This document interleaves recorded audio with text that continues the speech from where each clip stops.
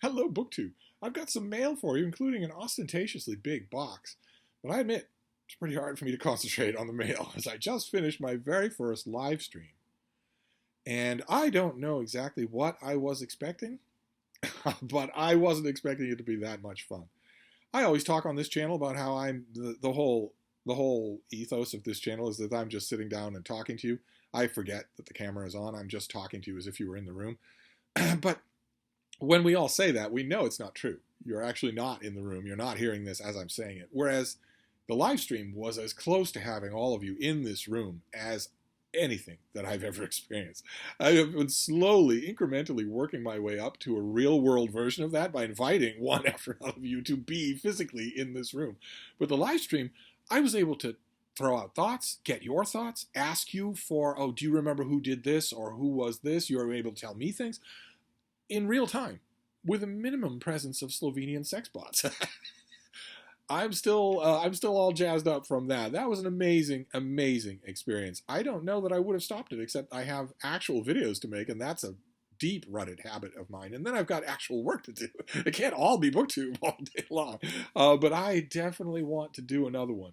I'm going to make my BookTube videos, and then I'm going to do some deadline work, and then I'm going to do a deep dive into live streams via the YouTube studio. I don't want to use anything else. I don't want to pay for anything else. I don't want to do anything. I just want to use the tools that YouTube gives me. They seem perfectly fine to me today. I was able to see the chat. I was able to show you things. I wasn't able to show you the chats on the big screen, but the chat is on the side for you to see as well, right? You know that thing that chats can do where they highlight each individual comment as it goes along? I wasn't able to do that. That might not be something that the basic YouTube suite will let me do. But I know that the basic YouTube suite will let me make one of those those thumbnails that show this is when the live stream is going to happen. It's in such and such an amount of time on such and such a date. So that you can use that as a reminder. You can bookmark that or leave the tab open so that you don't miss it. I know that I can do that. I'm going to do a deep dive to figure out how that is before I do another one of these, because I want as many people who want to see this thing to do it, to join me. The more, the merrier is literally true in this case. What a blast. Oh my God, what a blast. And yet I'd be willing to bet that it could be even more fun. I'd be willing to bet that most people who might be interested in, making comments or fielding questions in a live stream of mine didn't know it was going to happen. So I will figure that out. If any of you have any quick tutorials, feel free to email me them. But in the meantime, we do still have videos to do, and then I have work to do. So we'll go through the mail for today. I got two periodicals. One is Asimov's, the latest Asimov's. I subscribe to these square-bound pulp periodicals of science fiction. I'm tempted to start a subscription to the mystery ones, Ellery Queen and Alfred Hitchcock. I'm tempted to do that, but I've been subscribing to these things for a long time and love them. There's great stuff in every one of these. I haven't got to the major parts here. I started this just a bit. I read Robert Silverberg's column. Robert Silverberg is one of the greatest science fiction authors who is still alive. And he does a great job in here. Sometimes he doesn't. There's a line here that I really, really liked. He's talking about time travel. I don't know if I'll be able to find it here. He's talking about By His Bootstraps, a Robert Heinlein time travel story. And he mentions at one point that even the past has a past. I'm never going to be able to get the line, but it's really well done. He crafts an essay out of it that's really worthwhile. And then I got to the first story in the anthology. The first story is, let me get to it here, Mender of Sparrows by Ray Naylor. Ray Naylor's name rings a bell. I think I've read a book of his a short story of his just recently in Asimov's or Analog that I really liked. But Mender of Sparrows was fantastic. So we're off to a roaring start, which is, that is the way with these periodicals. You get one or two fantastic stories for your subscription price. You'll get some good ones, and maybe even a clunker or two, and not all of the peripheral features will be to your liking. Although, in this issue of Asimov's, the back of the book review section, where they review a selection of new titles in science fiction, is written by another one of the greatest living science fiction authors, Norman Spinrad. So you're getting an issue here. This issue is the March-April issue, and you're literally bookended by Robert Silverberg and Norman Spinrad. That's pretty good. Oh, I always have to ask when I hear the siren coming, are they coming for me? Am I actually defibrillating? But no, they're going for somebody else at the moment. Got some sound effects here. Not just a siren, extra obnoxious. So I got this, and the first story in it was, the Silverberg column was not just him nattering, and the first story was really good. So I'm looking forward to that. But I also got this. I got the Bedford Times Press from Bedford, Iowa. It's a small town newspaper, strictly local. 911 calls, local teams, that sort of thing. But when you open it up, the very first thing you encounter is not strictly local. The very first thing you encounter when you open up the Bedford Times Press is me. They give me a column with a lot of room. I get half of one whole page plus ads. It goes all the way down to here. The column that I write for the Bedford Times Press is available only with them, and it's paywalled. I write for both models, the ones who don't paywall anything and the ones who do paywall everything, and in between. And I understand the thinking behind all of those models. There's no one that I'm for or against. There are different philosophies involved. But if you want to get this column, my Ex Libris book column runs every week in the Bedford Times Press and the Lennox Timetable. And if you want to get it, you can subscribe to the Bedford Times Press. It's not that much money. Now, I admit, if you're not in Bedford, Iowa, if you're not in Taylor County, you probably won't read the rest of the paper. It's strictly local news. But you get my column, which appears nowhere else. Let's see how this one starts, shall we? It's often been remarked, hell, I've remarked on it myself until all and sundry fervently want me to shut up, that a change of location often brings about a change in books. This happened to me and my bossy little schnauzer recently when we decamped to the woods of Vermont for a quick vacation. The trip had its downsides, no Dunkin' Donuts on every corner, and the temperature outside seldom rose above freezing. But oh my, it also had its upsides, delicious food, friendly conversation, and books. Shelf after shelf of books, wall after wall of books. In addition to all those house books, there were plenty more that had been consigned to the old, deep-shadowed breezeway connected to the house. These books were a thoroughly random assortment, heaped in piles, destined for charity giveaways, and although it was -10 in that breezeway, I was naturally intrigued. That's how the column starts this time around, and it just gets more charming from there. So those are the periodicals. One mine and one Asimov's, which I don't think I will ever appear in Asimov's. But we also have book mail, including, as I mentioned, an ostentatious box. The box is big, but it's also ostentatiously light. I have a feeling that it was just the most convenient thing that the person had to hand. I have a feeling that the contents would easily fit in an envelope. But first we'll do this thing, which is from the great folks at Yale University Press. This is Drawn to Nature, Gilbert White and the Artists by Simon Martin, with an introduction by Sir David Attenborough. Okay, all right. Let's see here. Since its publication in 1789, Gilbert White's Natural History and Antiquities of Selborne, which is usually shortened as Natural History of Selborne, and which is a great book. If you haven't read Gilbert White's Natural History of Selborne, Penguin makes a copy, Oxford used to make a copy, there are plenty of copies, including one on Project Gutenberg for free. Definitely read it. If you haven't and you like nature writing, and you somehow haven't read Natural History of Selborne, which is really the origin of all of what we consider to be nature writing, then make up for lost time and read it. It is incredible. But since its publication, that book has inspired generations of artists, writers, and naturalists. From Thomas Bewick to Eric Ravilios to Claire Leighton, many artist depictions of animals, birds, and wildlife have illustrated White's celebrated book, together providing a microcosm of natural history illustration from the 18th century until today. And those of you who aren't familiar with White's book, what's being alluded to there is that this book has had 1 million editions. It's never been out of print. It's one of the best-selling English books of all time. And that's why it's had multiple illustrators throughout its lifespan. In this book, the author has gathered joyful and beautiful images of the extraordinary array of wildlife described by White, providing an insight into the continuing appeal and relevance of the natural history. And the natural history has also had tons and tons of editions that were illustrated with photographs, taken right in the area where White was doing all of his daily observations, so that you're getting the genetic descendants of the animals that he was looking at. My favorite edition of the Natural History of Selborne is one of those volumes, which I got at the Brattle years ago and did not keep. So I'm just waiting for it to show up again. But this is not an edition of the Natural History of Selborne. This is instead a collection of the artwork that has adorned it over the years. There's Bearwick, but you also get, oh wow, this is just beautiful stained glass.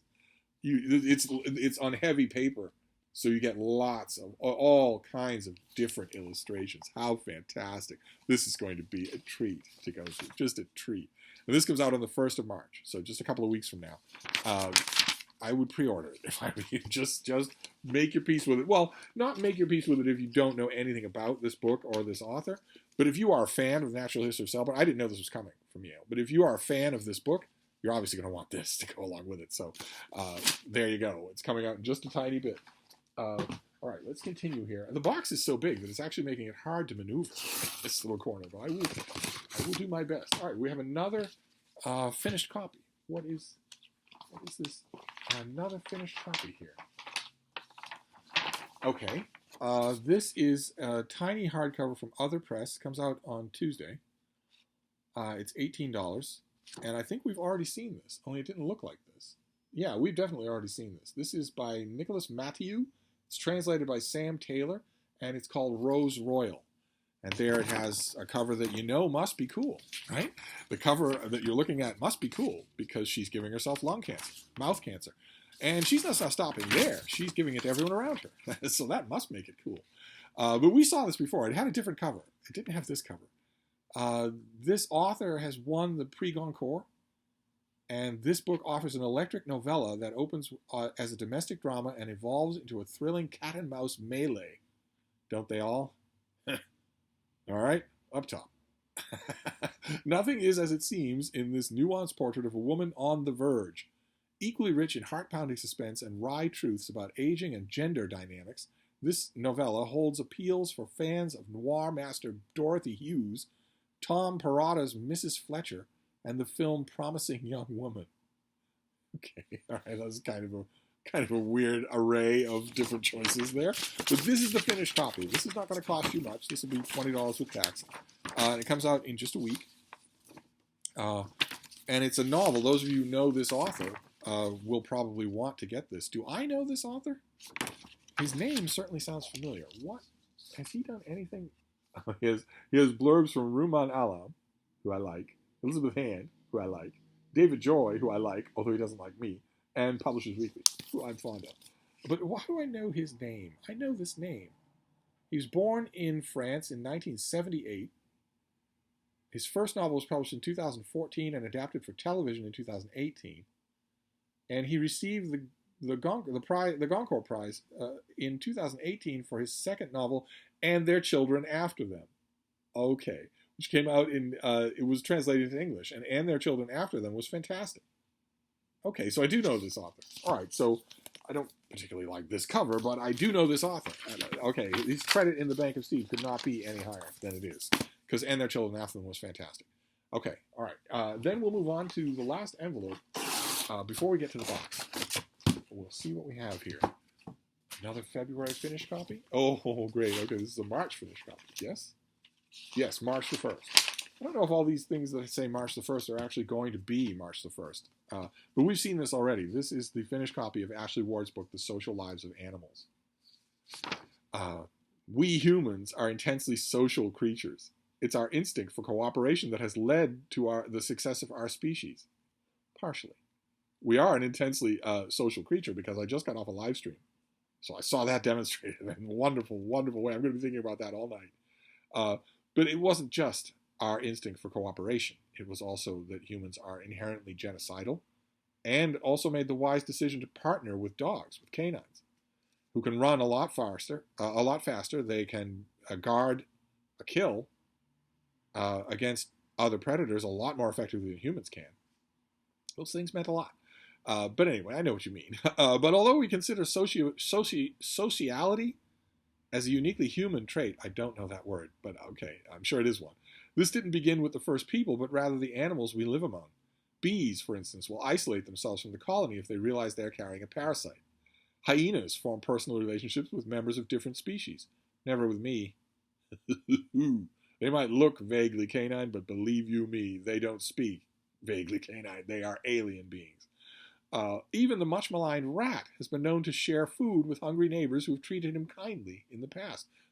No need to do any more than watch Jordan Parsons' channel. His rats are adorable. They give you the food off their plate and should never be the food on your plate. In this book, animal behavior expert Ashley Ward embarks on a global search to reveal the delightful and occasionally downright strange ways that animals build and manage societies. He shows how the animal kingdom has relied on cooperation rather than competition for survival and explores the fascinating parallels between our own societies and those of animals. Very good. Very good. Very nice to have this finished copy. I want to know two things about the finished copy. Does it have pictures? It does not. This is an animal book with no pictures. I also want to know what the author looks like. There we go. Okay. That is our author. Okay, so those are our books, finished copies, all of them. And then we have the box, this enormous box, which has FedEx printed right on it. So I don't know that I can repurpose it for mailing elsewhere.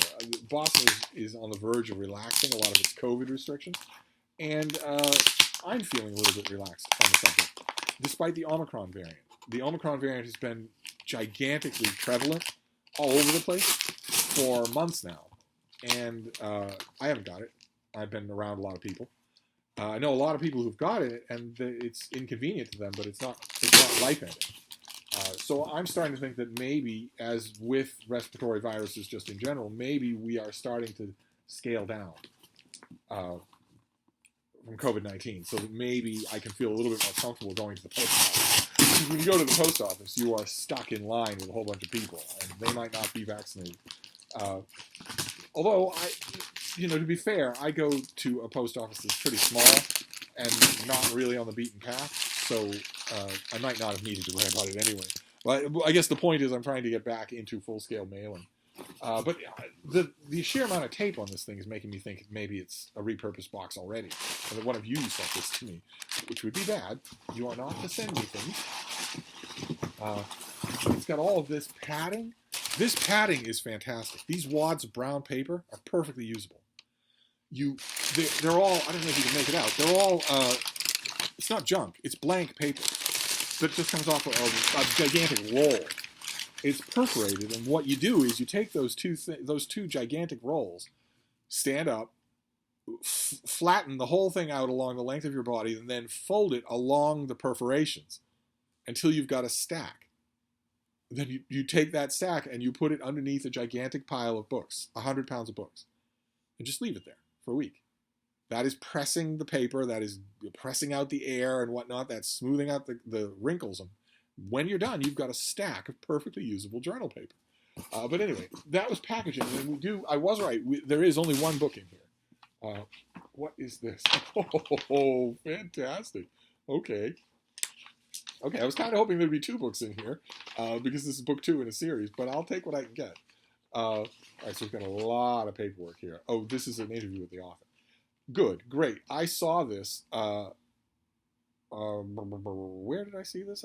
At the top of my head, I don't remember where. But it struck me as intriguing right away. So I'm glad that I get to show you. This is book 2. And this is, it's got that not for resale banner all around it, so it's self-published. But maybe I will get the first volume in the series when I get the finished copy of the second volume. But I want to show this to you anyway, because this is just irresistible. I don't know that I have a release date on this. Do I have a release date on this? No. Well, it doesn't matter.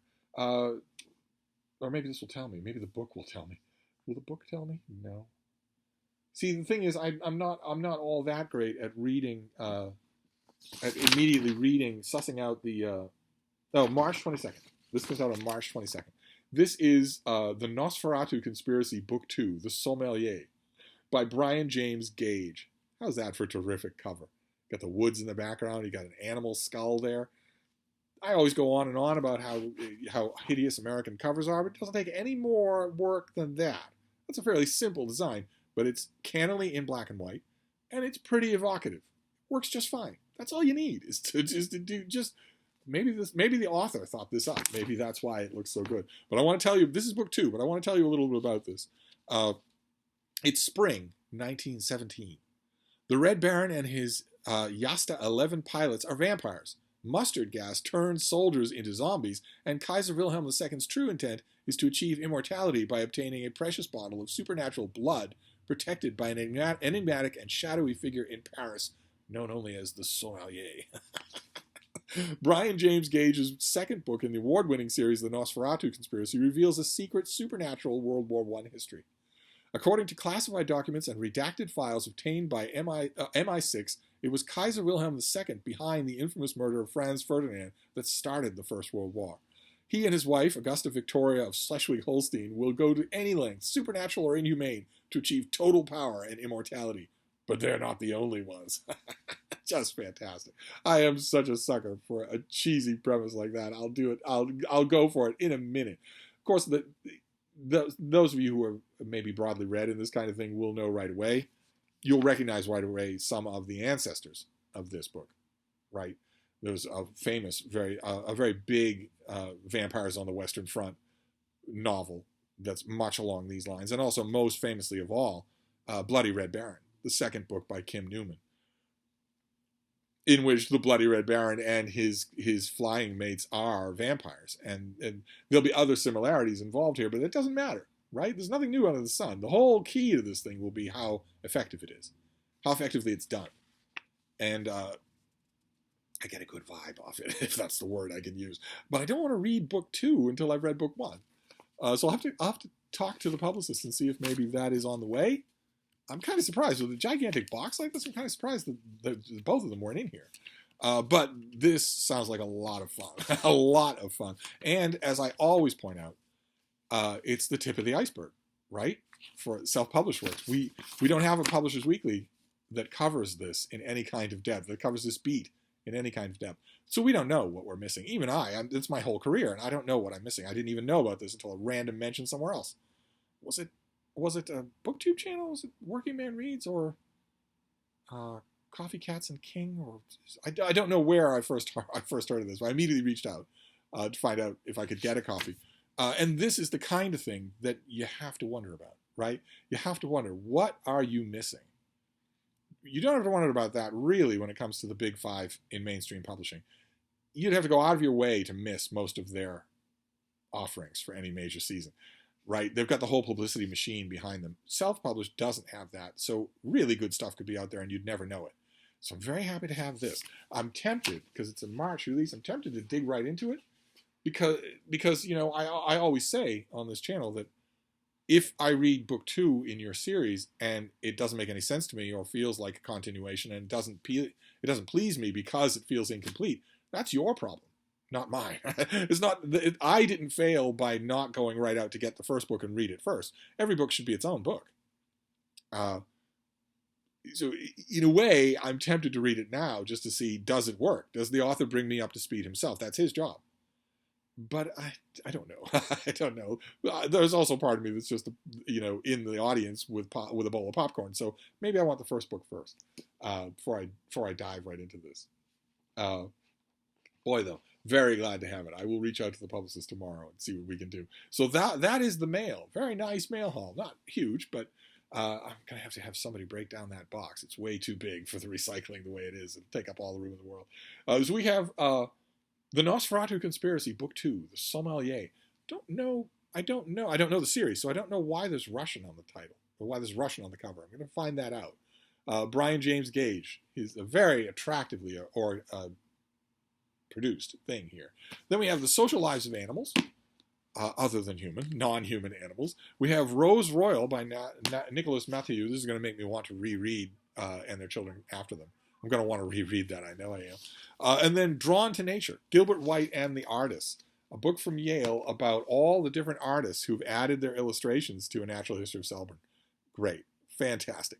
Plus, the latest Ex Libris column in the Bedford Times Press, which you can subscribe to. They'll send you a print copy. It'll arrive on your doorstep every week for My Latest Bookish Musings. If you don't get enough of that on this channel. So that's it. That's the mail for today.